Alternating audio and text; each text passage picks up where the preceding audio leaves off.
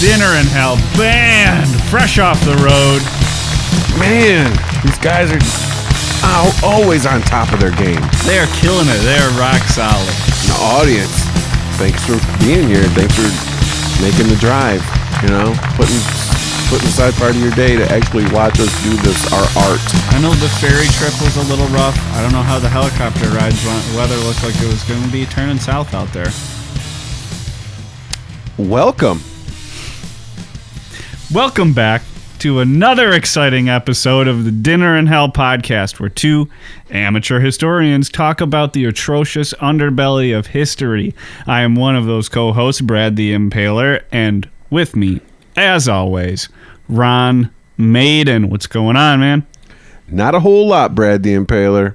Here we are, another day at the studio, ready to kick out another top-notch history podcast. Yep, this one will be our 20th episode.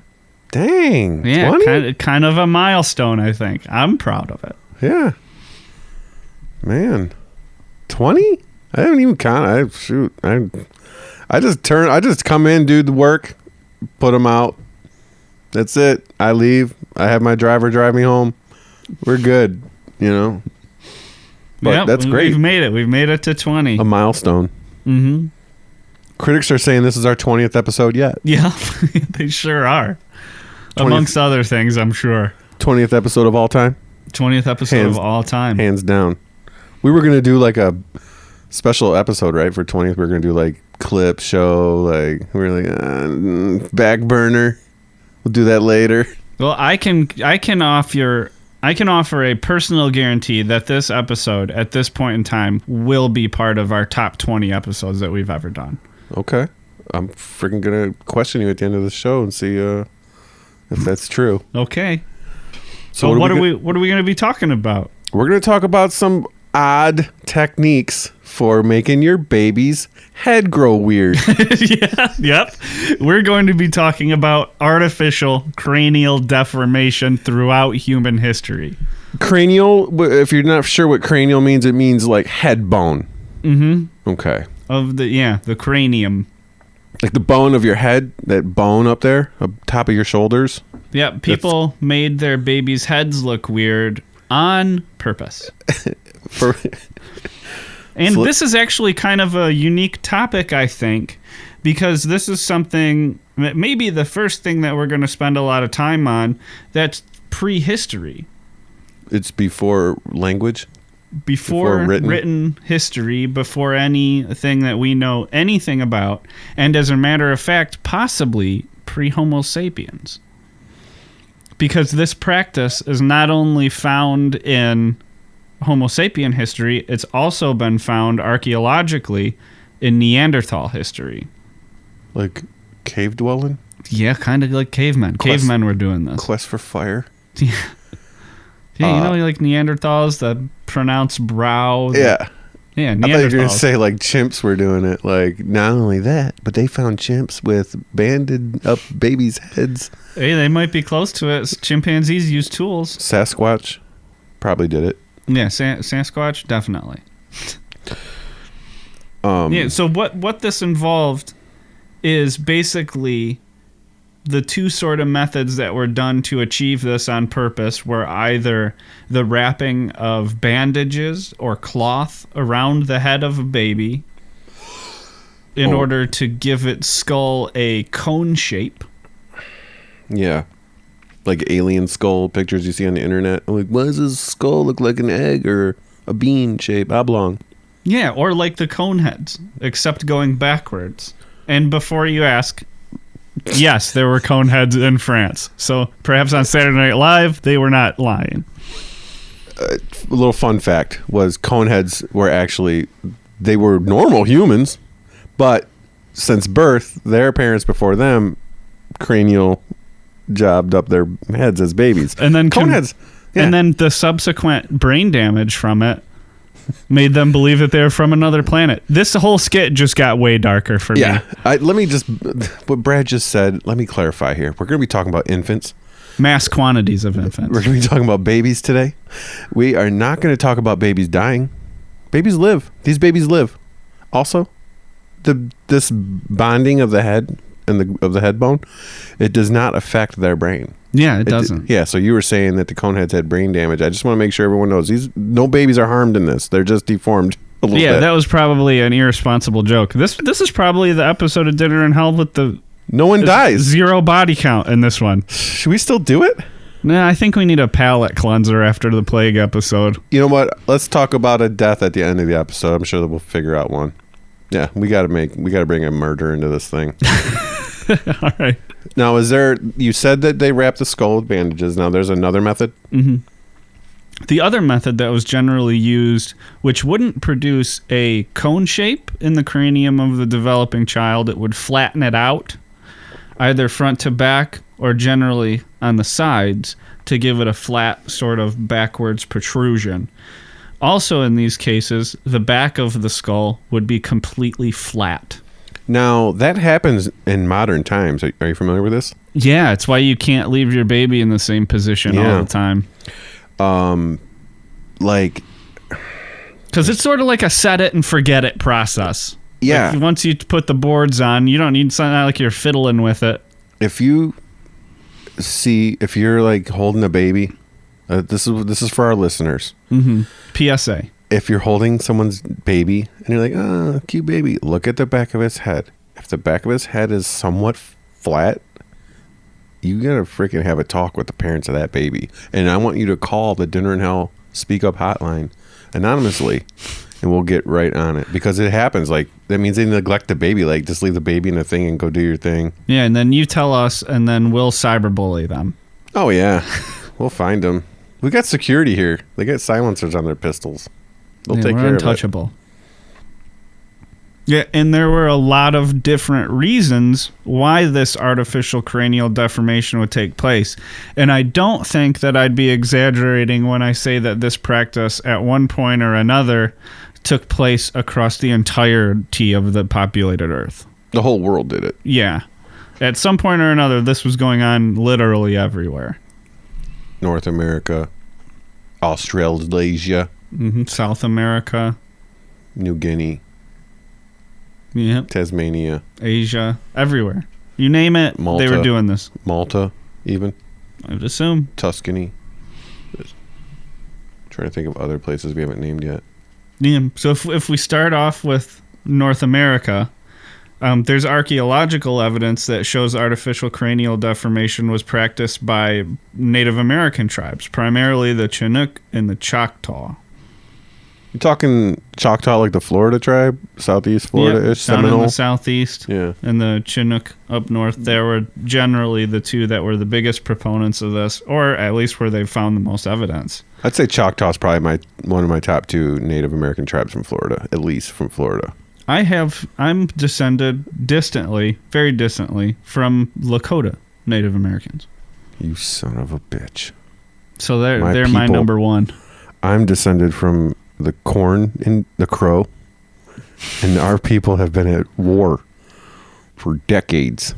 I'm just kidding. I don't think they're beefing that much anymore. I don't think they got bigger fish to fry with the white man. And the Crow were a peaceful tribe. Everyone knows that. Yeah, and the methodology the Native Americans would use was the cradle board method.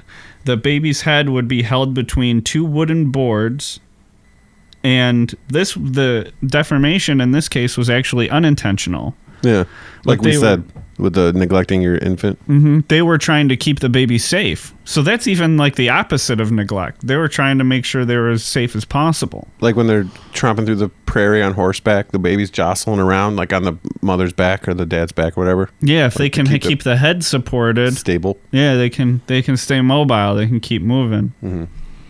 And this became a practice because when they saw the results of it, they were like, oh, that's kind of cool. The cradle board does that. So then they just started using the cradle board. But the reason that the archaeologists have theorized that it became such a prominent practice among these people is that it signified trustworthiness to other groups that they would meet. Now, this is sort of a strange thought. It took me kind of a while to get my head around it. Like, sort of like the evolutionary reason for it is a way I kind of started thinking about it. Resources were very scarce then. So it was advantageous for your survival if you could get along with other groups of people that you would encounter easily. Okay. Mm-hmm. And evidently the Chinook and the Choctaw peoples were by and large trustworthy. So when they would run into somebody and they had their elongated, flattened heads... They knew that they were from a background similar to theirs. They knew that either they were belonging to a similar group or the other randos, the random people that would meet them, were like, hey, I remember dealing with one of those flat-headed people and he didn't screw me. He's cool. Yeah. So this guy's probably cool too. Or at the very least, they assumed that in order to be able to accomplish the deformation, that they would have had to have gained that knowledge from a different trusted group. So the people who flattened their heads were able to survive better because they were able to build trust with new groups more easily. I'm shaking my head. I'm just like, why go through the process? Just let your head be naturally round and beautiful. That's what I'm saying. I'm just like, why you gotta freaking... It just seems super unnecessary. Form their heads like that. So either they're wrapping them up with tight cloth so their head grows a certain way. Because the brain, I mean, a baby's brain is not even, or a baby's skull is not even one piece. It's 3 pieces. Yeah, that's why they're able to accomplish. Yeah, you can't do it to an adult because the adult's done growing. Yeah, your skull's rock hard. It's not moving. Little baby skull, you can move that all over the place. No problemo. This was also common with the Lucayan people in the Bahamas. They did this as well. Very similar practices to the Chinook and the Choctaw. Freaking copycats. All I think about is copycatting. These Bahamas people, they were freaking taking their little boats over to Florida. They're like, oh, let's trade something. And they're like, what's up with your flat head? All human culture to one extent or another is just seeing somebody else and copying it. Yeah.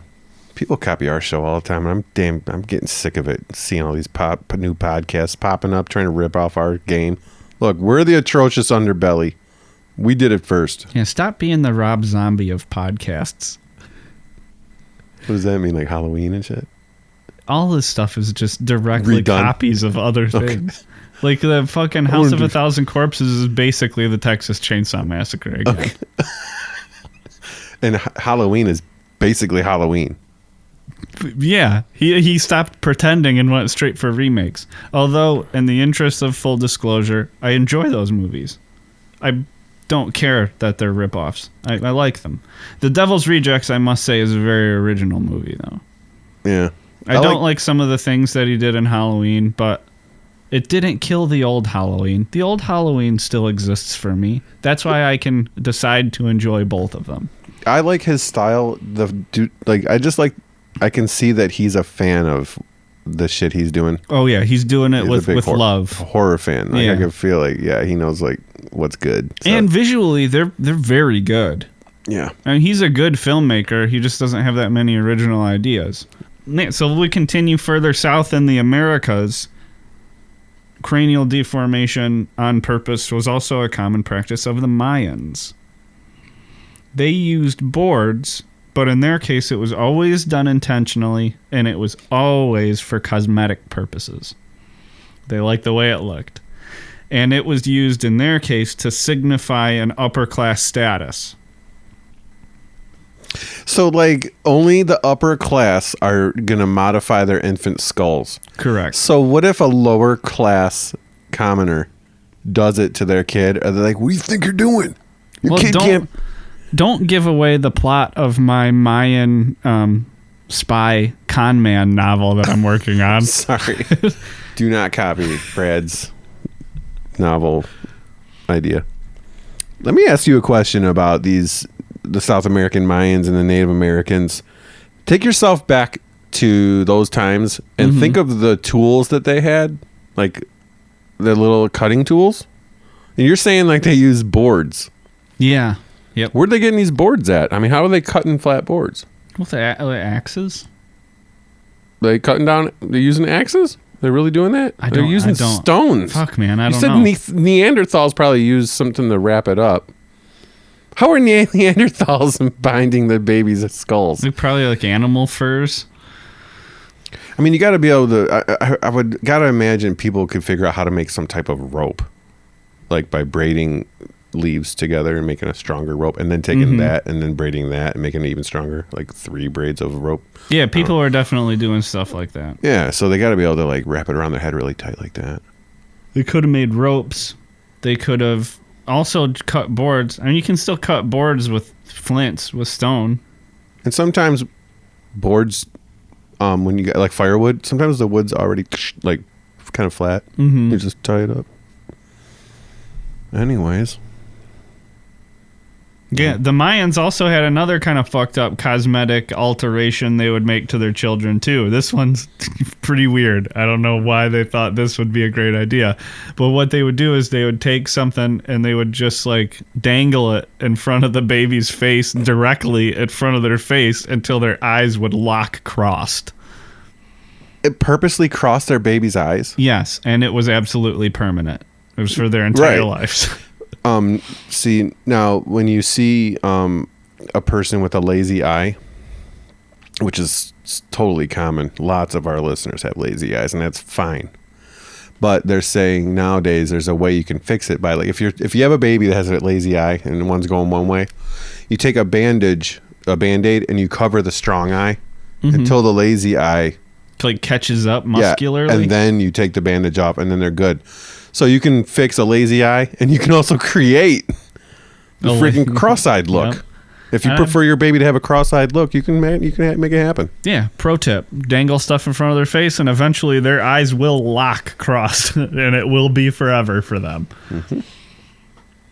So if for whatever reason you already really hate your kid, get a lifelong revenge.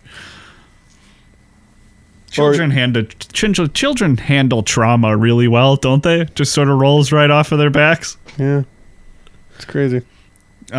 Also, in South America, we can talk about what was going on in ancient Peru. There's archaeological evidence there. In some cases, there were populations with more than 90% of the people containing the deformation. Damn. So, like, almost everybody had flat heads. If you didn't have a flat head, you were the nerd. Yep, forget about it. You were the weird one. Yep. And they did note that in these cases, in the populations they found that had a high percentage, it was functioned as primarily as group membership signifier. So you could see homeboy coming up the road with a flat head, and you'd be like, I know he's cool, he's with us. But there was some evidence among the Incas and the people of ancient Peru that in smaller populations, similar to the Mayans, it was a social signifier. It would say, hey, like, I'm an aristocrat, so back off. Yeah. See all this turquoise jewelry? Yeah, check it. So I wonder if different tribes would do different shapes. Like, let's say the Mayans did the sides flat. But let's say the Aztecs did like front and back of the skull flat. So let's say you did the sides flat, but then this front was normal round. You know, it'd be like a weird look. And then like another tribe did like, oh, we're just gonna do the left side. Yeah, there was a lot of variation in how it was done. You could take ropes. Listen to me. Let's improve this. Let's think of, you know what? You don't have any kids, but maybe you will one day.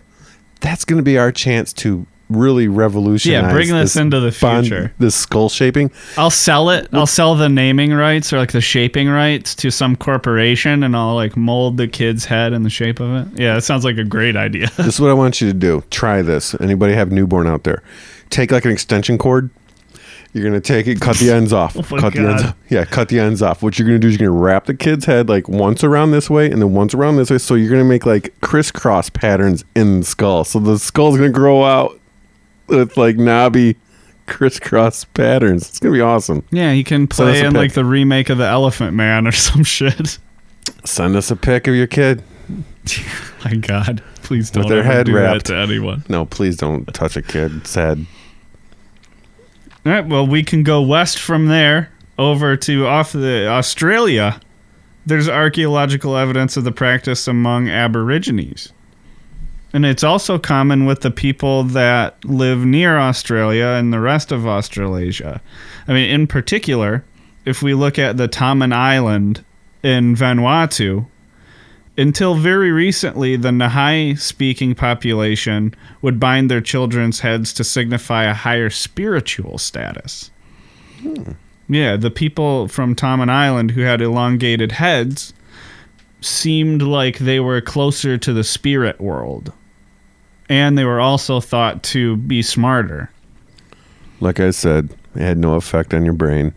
I covered that. Just made you look weird. This dumbass freaking Nahai-speaking population and their freaking intellect. It's all bullshit. Don't believe it. And when I say this occurred until recently, I mean in the show notes, there will be photographs of these people. Yeah, I want to see it. I'm looking forward to seeing that.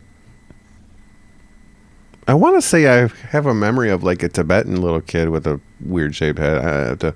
Probably. It happens. Mm-hmm. It happens everywhere. I mean, it even happened in Africa and ancient Egypt.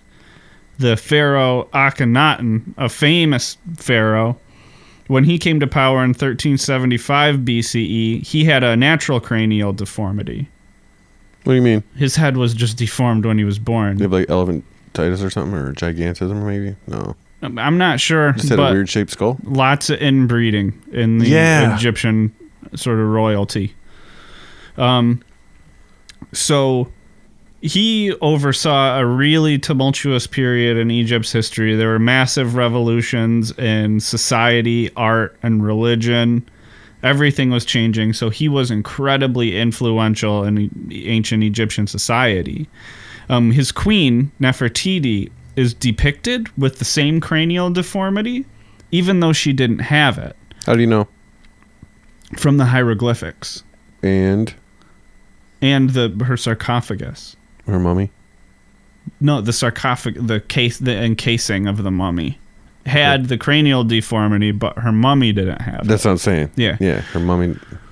So this sort of shows that like having the same deformity as the highly influential godlike ruler of ancient Egypt became extraordinarily fashionable. Mm-hmm. And they practiced artificial cranial deformation among the royal line in order to emulate Akhenaten's deformity. Yeah, his original deformity.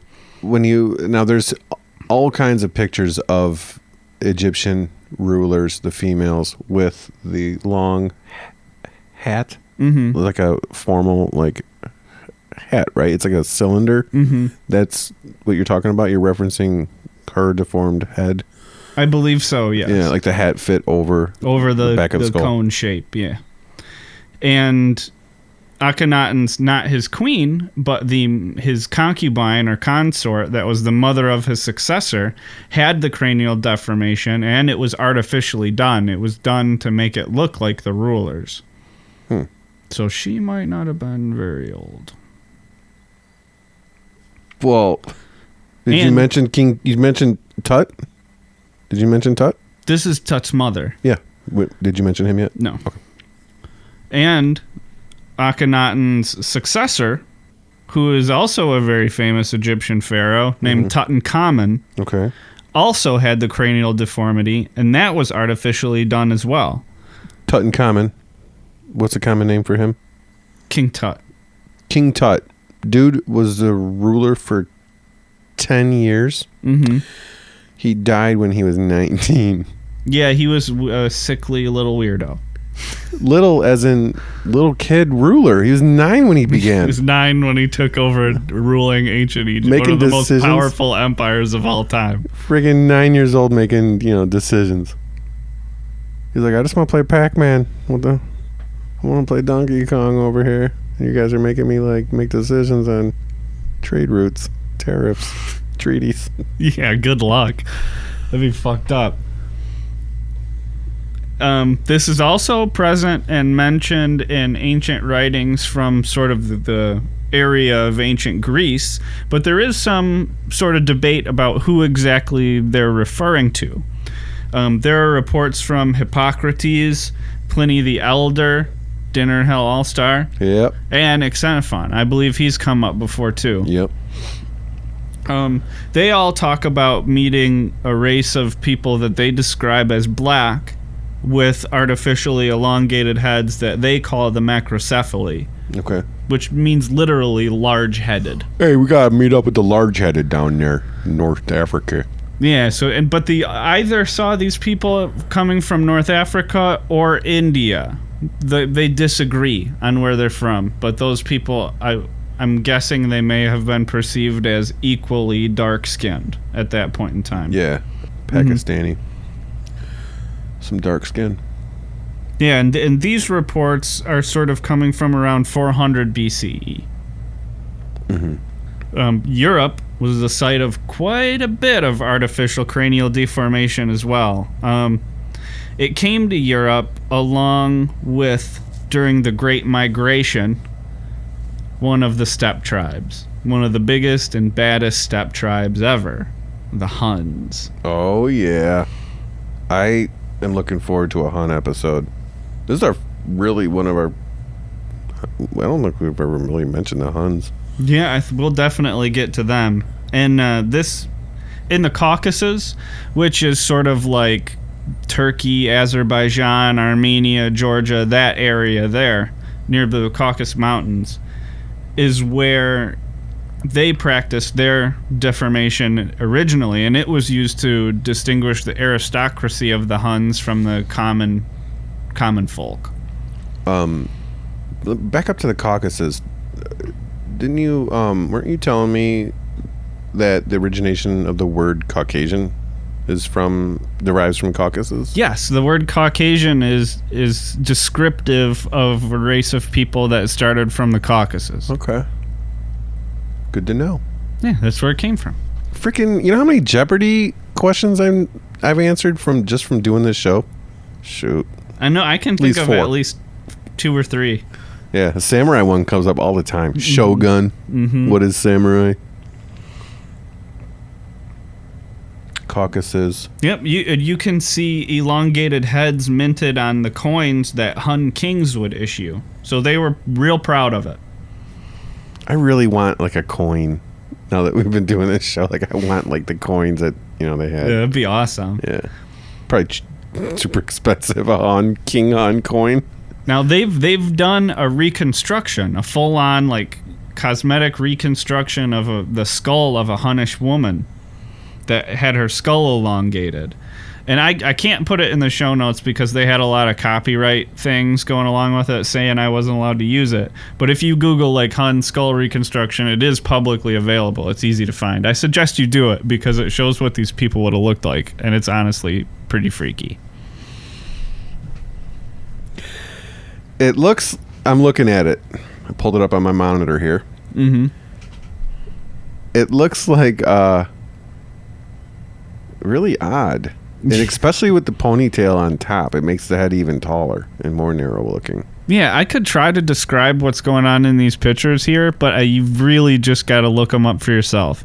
Google Hun skull reconstruction. Yeah, the second result is a female. Yeah, it's pretty interesting. You'll get a really good look at what they might have looked like. I actually kind of like it. There's more pics too. I kind of like it. I feel like, I almost feel like, man, I should have did that to my kid. I wonder if it's too late. He's like could have been a lifelong gift. Yeah, it's way too late. It's got to be like from birth for like 6 soul months. Okay. It's only 6 months? Really? You just bind your kid's head for just 6 months? That's nothing. Yeah, sometimes 6 months, sometimes like up to 2 years. Flies by. How you breastfeeding with a friggin' baby with boards on its head? More aerodynamic? I don't know. Like they don't have to be on all the time. No, I want it on all the time. Yeah, get a real pristine result. I want, like show dogs, like Best in Show. Like I want my baby's skull to be perfect form. Yeah, don't even let the baby start developing neck muscles until they're at least 2 years old. Yeah. Freaking oblong. And the Huns brought this practice with them into Europe during the Great Migration around 370 BCE. they moved west out of the steppe into Central Europe and started raiding Rome and the Germanic barbarian tribes that lived around there, like the Goths and the Visigoths. Mm-hmm. And eventually it spread pretty much everywhere in Europe. The Huns ended up settling initially in imperial territory because the Holy Roman Empire was sort of starting to weaken, or it wasn't as strong as it used to be back then, the Roman Empire. Mm-hmm. And through contact with the other Germanic and Frankish tribes that were sort of on the periphery of Rome, the practice spread. A French aristocrat, likely a Gaulish woman's tomb, was found very recently, within the last couple of years, that was 1,600 years old, placing it from shortly after this period of time. And her tomb was full of riches and like fancy barrettes and hair combs and stuff like that, so they know she was rich. Her slaves were all buried with her. I didn't read that, but I wouldn't be surprised. We've mentioned that on previous episodes. Yeah, we know we know from our Dinner in Hell slave owner dies. Research process that is a common fucking thing to do. Slave owner dies, they kill the slaves and bury them with the master. Son of a bitch.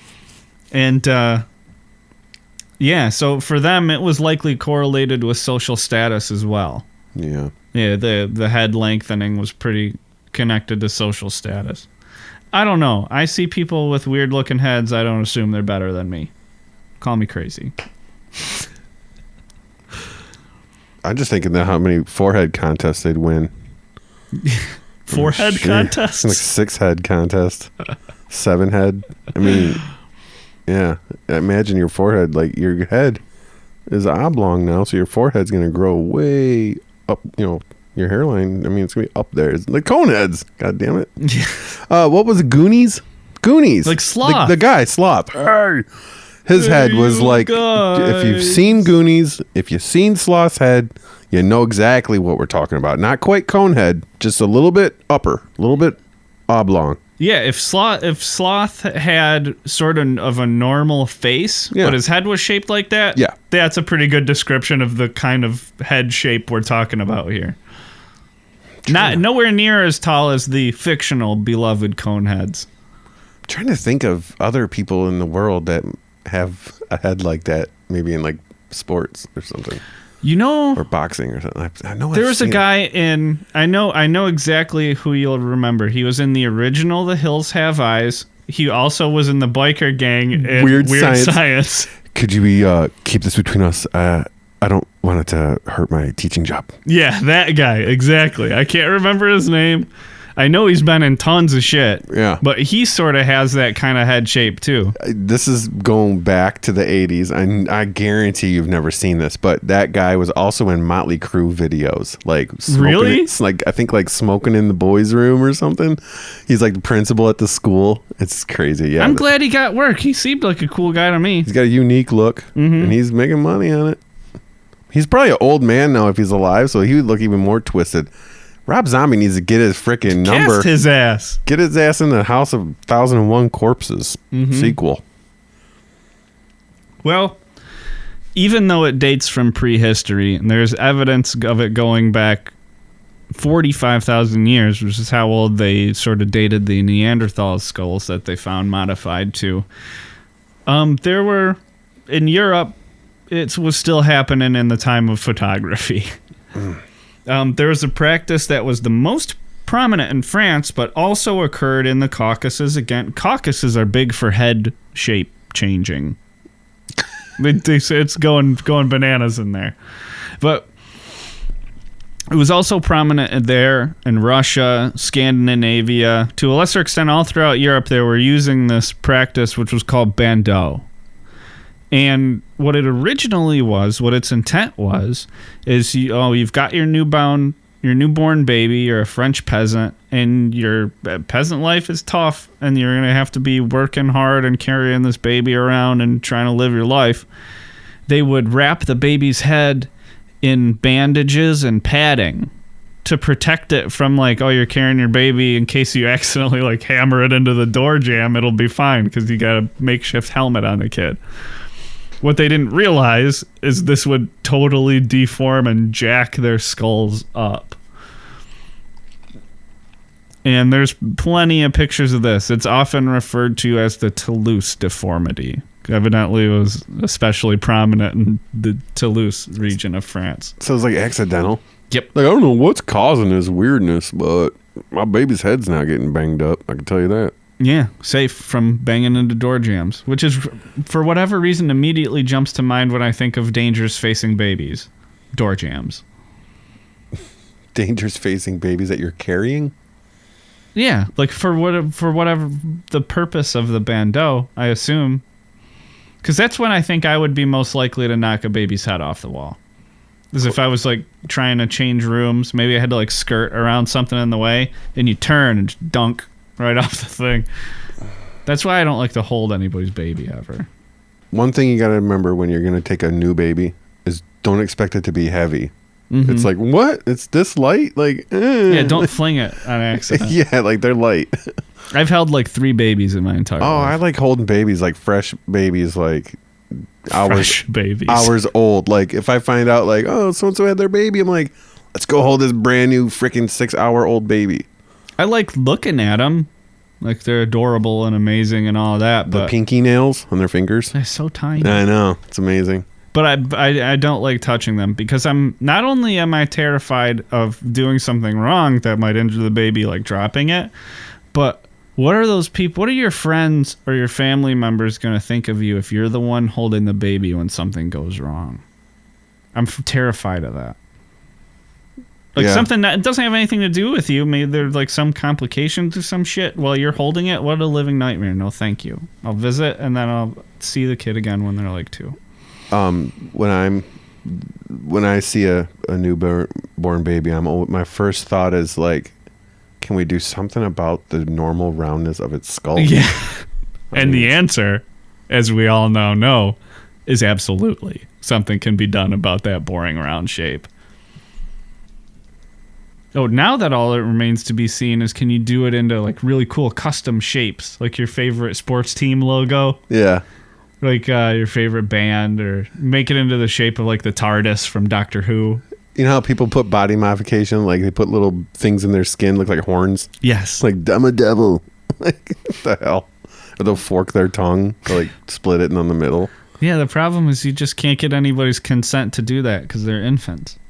All right, so Dinner in Hell listeners, if you're having a baby and you're worried about banging its head into something, just be careful. Don't wrap its head really tight with a bunch of padding and bandages.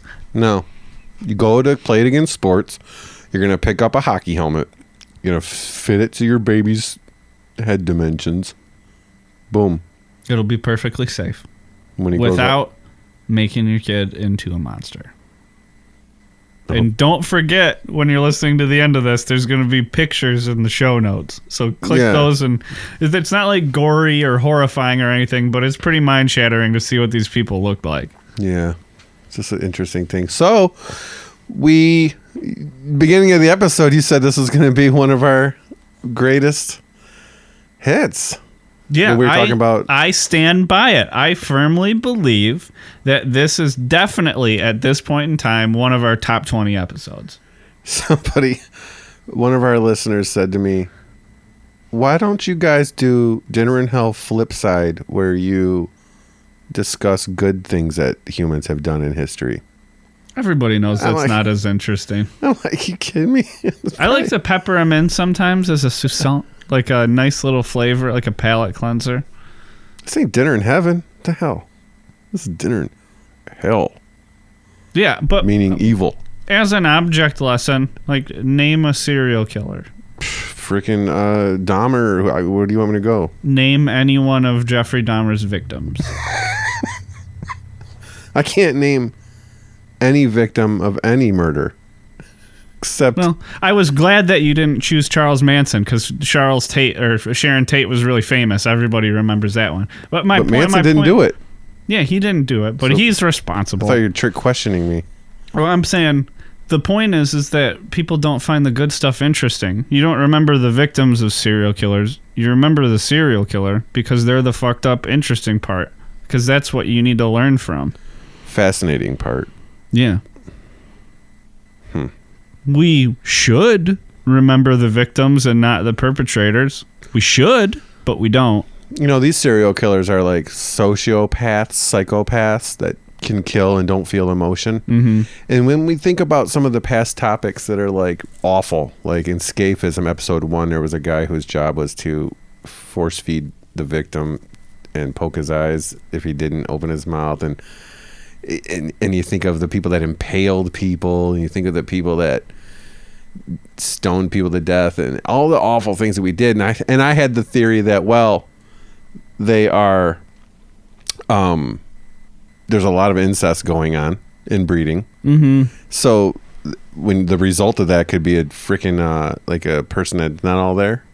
Yeah, and I conclude again that power attracts sociopaths. It attracts bad people. Bad people want power. So these inbred people that don't have the right normal mentality that we feel like we have, they may not feel the awfulness of what they're doing. They may not see the bad in what they're doing. Like, oh, they told me I got to cut his head off, so cutting the head off, he's treason. Or they think they might think they're just being responsible. Like, this is like, it's unpleasant or whatever, but it's what it takes to run the country. Got to make an example, otherwise it'll be worse. If I don't cut your head off, I'm getting mine cut off, so off with your head. Like, I'm glad everyone stopped doing inbreeding. Well, outside of Walmart shopping. I think you can tell by the car whether they're the car. I saw a car today. The side mirror on the passenger side, it was like held on with, like, you know, the foam that you seal holes in the exterior of your house that like foams up so you don't have like a leak, or like mice or something. Mm-hmm. The person like used that, and there was like foam coming out that to fill what I assume are bullet holes in the side of the 1983 Skylark. It was like sealing it so like water and air didn't get in. Like they used it, and it was like coming out. It was like so trashy. I had to seal up the windshield on the car I have now with a expanding foam. I did it with silicone. Me and my mom working on the car together. Yeah. Freaking A. Well, that's it for this week's episode of Dinner in Hell. Thank you so much for listening. Thanks to the band. Thanks for the crowd. Sounding good, looking good, ready to get back out on the road to their next show. I hope not. I want to hear samples. Hopefully we get something. Maybe we can come up with something after some sort of bootleg after the show or scenario. Friggin' social. Yeah, you want to get at us? You can tweet at us. We're at Dinner in Hell Pod. You can email us at dinnerinhellpodcast@gmail.com. We're at dinnerinhell.com. We are also on Facebook, YouTube, SoundCloud, and please don't forget to rate and subscribe on iTunes. Not one of you have rated and subscribed. One person has. We got a few subscribers. We got one rating. I think we can get that up maybe a little bit higher. The Twitter followers keep pouring in. We love it. We love the support. There's still room for more, though. Pass it on. We have not reached our follower limit on Twitter as of yet. We will keep you updated, though. The big thing is to pass this on to people that might be interested. Yeah, share it with a friend. Yeah, don't keep it all to yourself like a friggin' podcast hog.